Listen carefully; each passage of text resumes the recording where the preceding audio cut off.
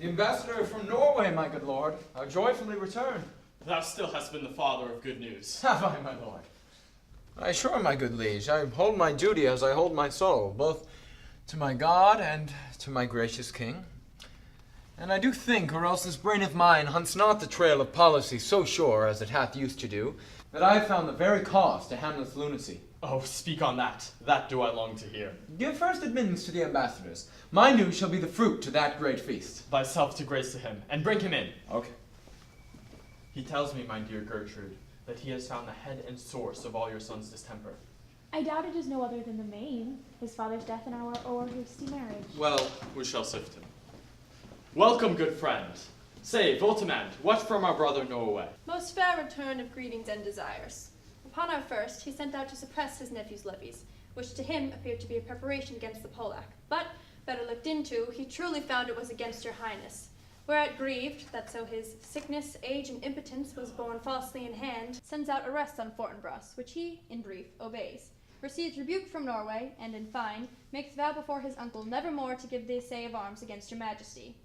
Wherein old Norway, overcome with joy, gives him 3,000 crowns of annual fee, and his commission to employ those soldiers levied as before against the Polak, with an entreaty, herein further shown, that it might please you to give quiet pass through your dominions for this enterprise, on such regards of safety and allowance as therein are set down. It likes us well, and at our more considered time well read. Answer and think upon this business. Meantime, we thank you for your well-took labor. Now, go to your rest. At night we'll feast together.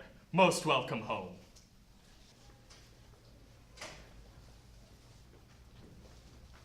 This business is well ended, my liege and good madam.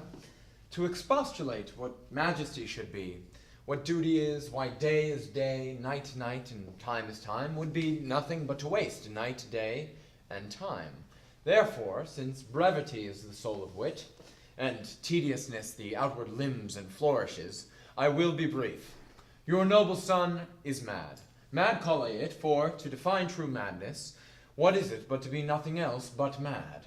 But let that go. More matter with less art. Madam, I swear I use no art at all. That he is mad, 'tis true. 'Tis true, and 'tis pity. And pity 'tis true, a foolish figure. But farewell it, for I will use no art.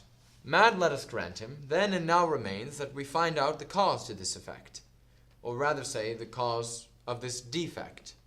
For this effect defective comes by cause.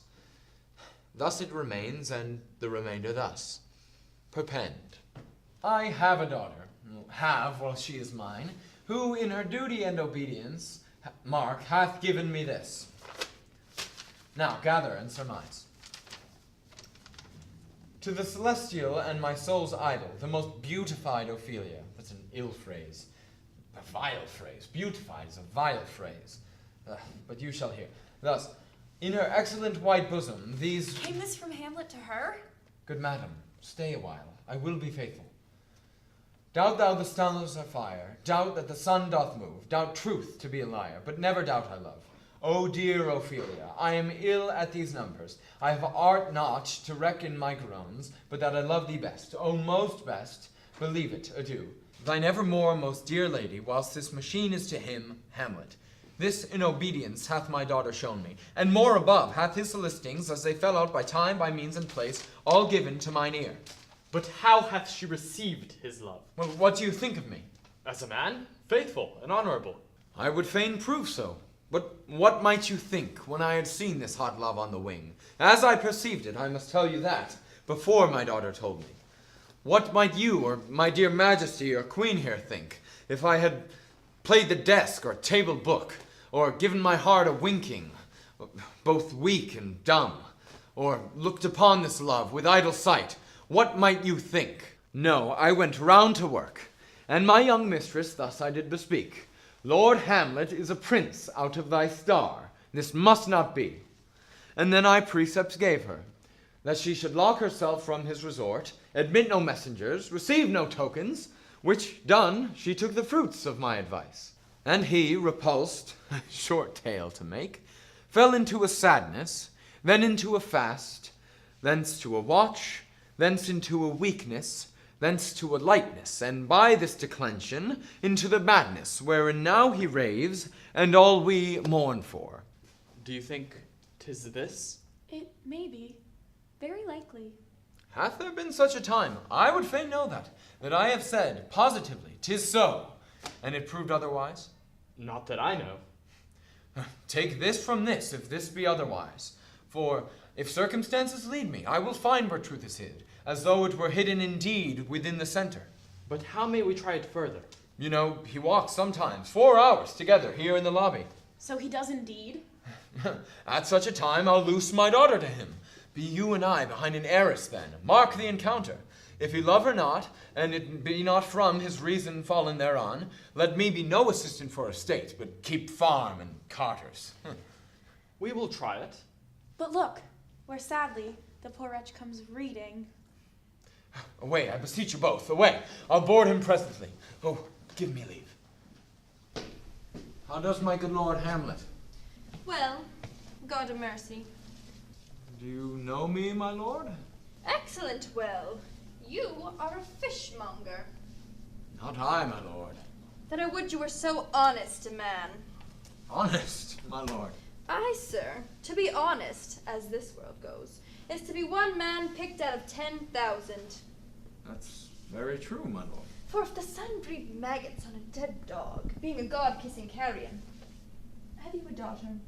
I have, my lord. Let her not walk in the sun. Conception is a blessing, but not as your daughter may conceive. Friend, look to it. How say you by that? Still harping on my daughter, yet he knew me not at first. He called me a fishmonger. He is far gone, far gone. And yet in my youth I suffered much extremity for love, very near this. I'll speak to him again. What do you read, my lord? Words. Words. What is the matter, my lord? Between who? The matter which you read, my lord. Slander, sir. For the satirical rogue says here that old men have grey beards, that their faces are wrinkled, their eyes purging thick amber and plum tree gum, that they have a plentiful lack of wit, altogether with most weak hands, all which, though I most powerfully and potently believe, yet hold it not honesty to have it thus set down. For you, sir, should be as old as I am, if, like a crab, you could go backwards. Though this be madness, yet there is method in it. Will you walk out of the air, my lord? Into my grave. Indeed, that is out of the air. How pregnant sometimes his replies are. A happiness that often madness hits on, and which reason and sanity could not be so prosperously delivered of. I will leave him, and suddenly contrive the means of meeting between him and my daughter. I will most humbly take my leave of you, my lord. You cannot, sir, take from me anything I will more willingly part withal, except my life. Except my life.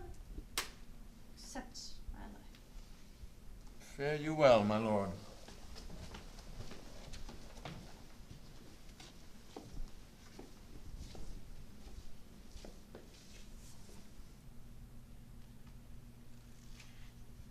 These tedious old fools.